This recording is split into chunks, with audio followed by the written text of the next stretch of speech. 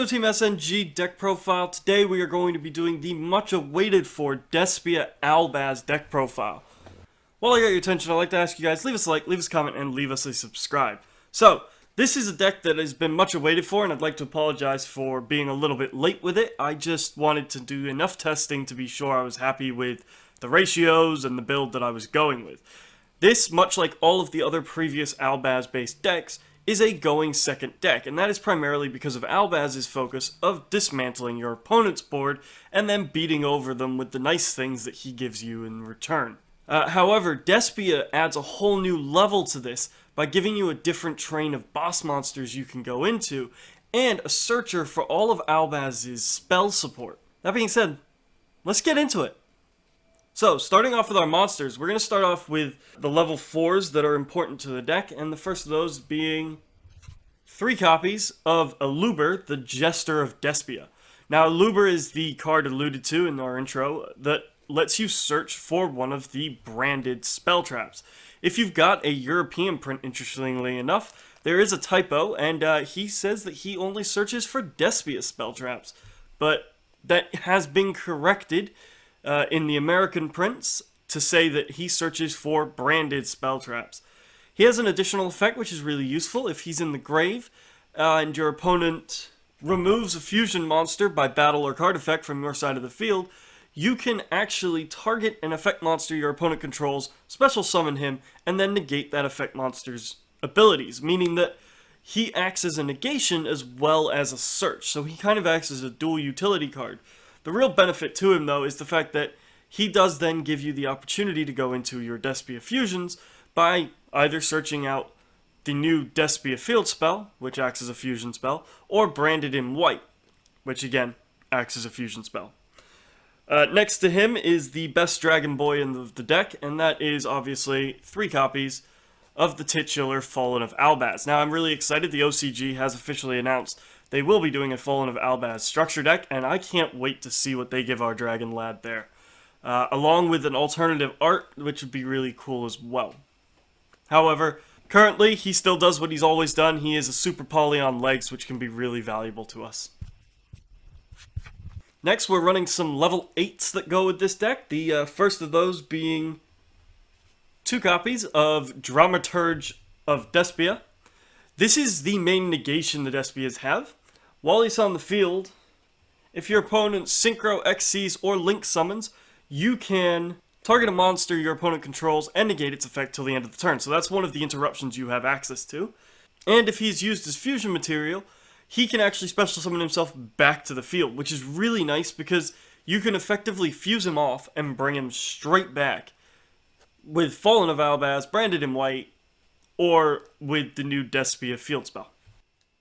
Next, we are running 3 copies of our new Dragon Boy in Albion the Shrouded Dragon. Now, this is Albaz's latest form. It counts as Fallen of Albaz while it is in your graveyard or on your field, but not while in your hand, and that does become important in some interactions.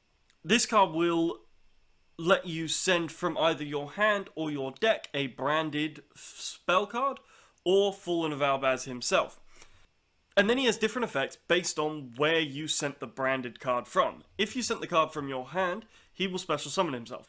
If you sent the card from the deck, he will place himself on the bottom of the deck, and if he was in your hand at the time, then he will let you draw another card. So basically, he acts as a fixer for your hand. If he's in the graveyard, though, he lets you set most of the branded spell and traps from the deck to the field during the end phase, because they will have been sent there by Fallen of Albaz, because he was in the grave at the time.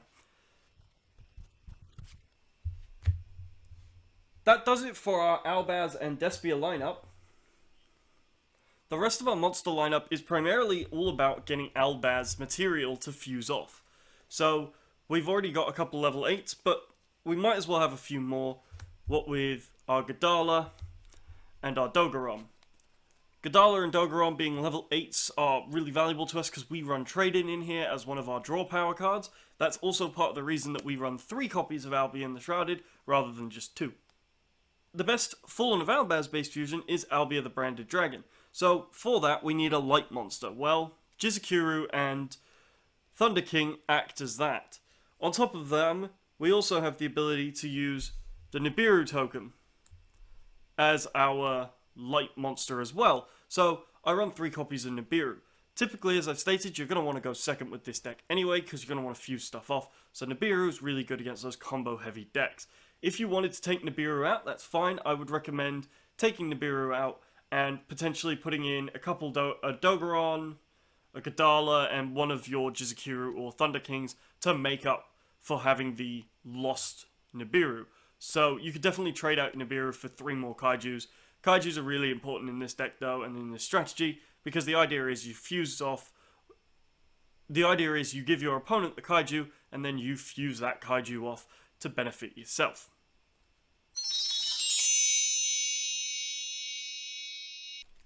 So starting off with our spells, the first spell we're going to start off talking about is the 3 copies of the new Branded Opening.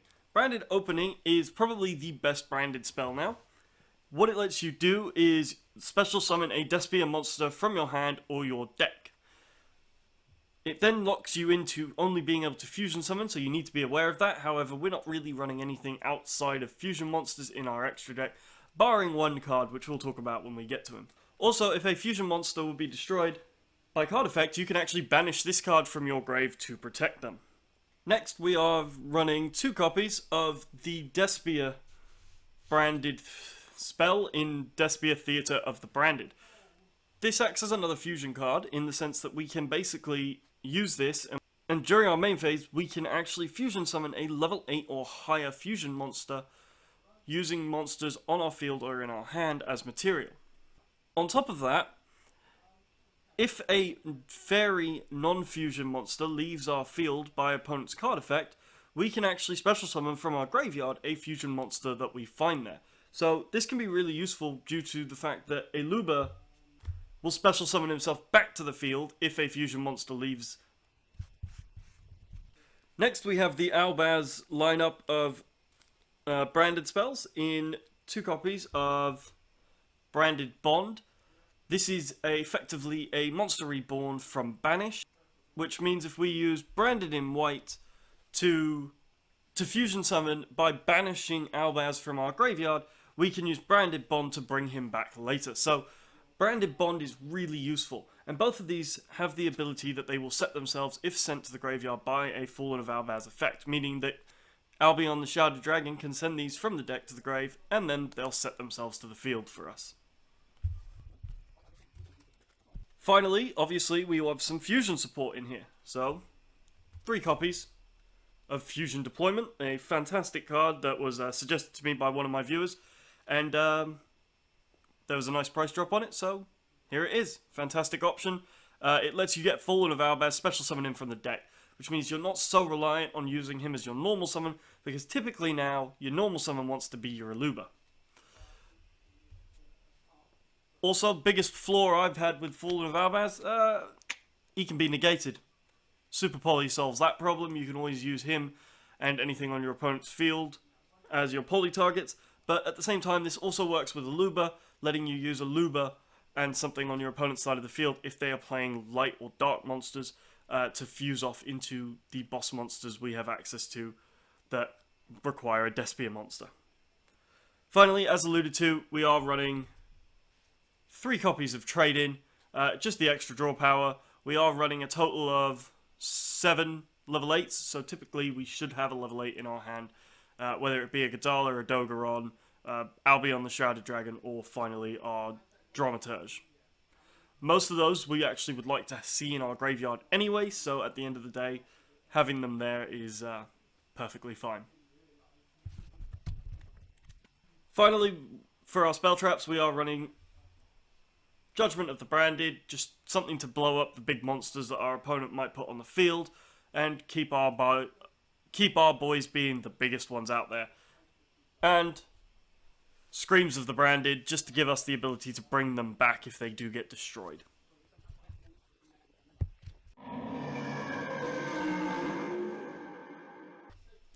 Onto our fusions. So the new Despia monsters have given us an interesting influx of boss monsters that we can have access to. First of these is 3 copies of Despian Quartius. I'm going with Quartius.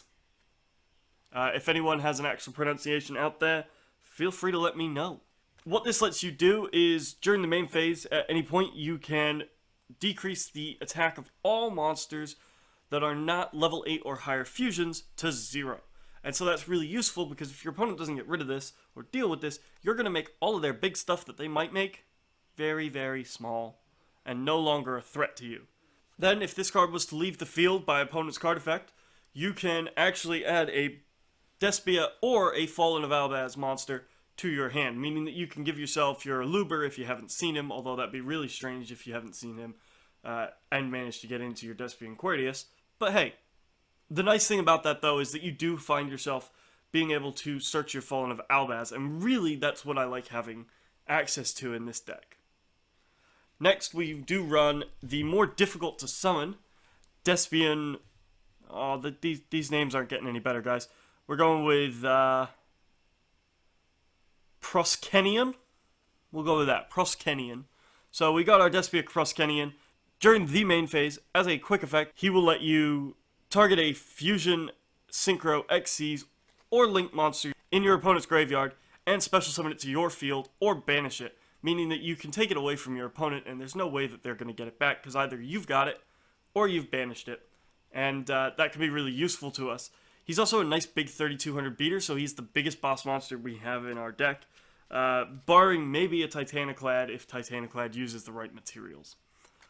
Also, when this card destroys a opponent's monster by battle, you can actually inflict the attack or defense, whichever is higher, to your opponent's life points as burn damage. So that can be really nice as well. The only difficulty is, as I say, Despian Proskenion is more difficult to get on the field because he requires a Despian monster, a light monster, and a dark monster. So you have to play your field a little bit more cleverly. Next, onto our Albaz lineup. We're running pretty standard here. We got 2 Albions, best Albaz fusion there is because he lets you fusion summon again right away. 2 Titaniclads, fantastic because it's just a big beat stick.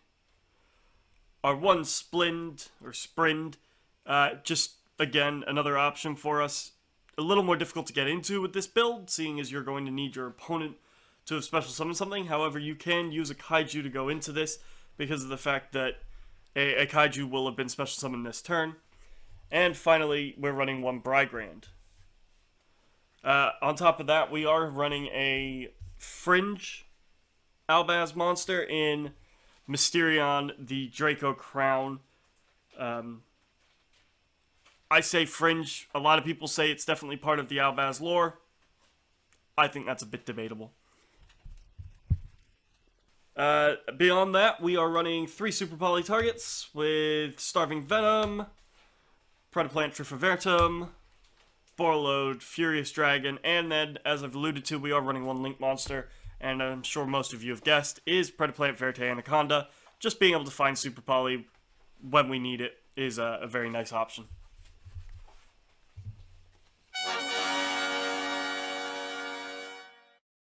For my final thoughts on this deck, I think this is definitely a very nice upgrade. Despia has added some additional consistency to the deck with the ability to search out the branded spells. The new branded opening being able to give us access to a second Despia monster that we can potentially, hopefully, fuse off into our new boss monster in Quartius is really nice as well. So, Aluber searching either this or the new fusion spell in the Despia field spell will get us to a Quartius. So you just need to open Aluber and one of these 2 and you're set. You've got your Quartius right there. On top of that, that will then net you a Dramaturge who acts as a negate as well. So we're in really good shape with just this little combo. With that being there and available to us, you know, being able to potentially search out Branded in White if we had all 3 of the cards of the combo would be really nice as well, because Branded in White will now let us fusion summon with our Fallen of Albaz as well. Branded in White has an additional option at this point too, with Albion the Shrouded Dragon. If you find a way of putting this in the grave, Branded in White can banish him off instead of your Fallen of Albaz, so that you can still go into your Albaz fusions. Finally, as I've stated, the new Despia Quertes is the new boss monster really for the deck, and ideally what you'd like to go into, because this coupled with Aluber's ability to recur himself is very nice. However, we do have another Despian boss monster in, I've backed myself into a corner, I'm going to have to try and say this name, Proskenian. Despia Proskenian, another boss monster we have access to, a lot more powerful when it comes to terms of attack, but at the same time he can be a little problematic just due to the fact that he's more difficult to get into. And we still have all our Fallen of Albaz fusions, and with Albion the Branded Dragon being able to net us not one but 2 fusions in a turn, we can easily OTK with that still. Our Fallen of Albaz and a Nibiru, any other monster in our hand that we can fuse off with our Fallen of Albaz, is almost an OTK in itself. That all being said, I'd like to thank you guys for watching. Make sure you leave us a like, leave us a comment, leave us a subscribe, check out the channel later this week to see the test hands, and I'll see you guys at the next video.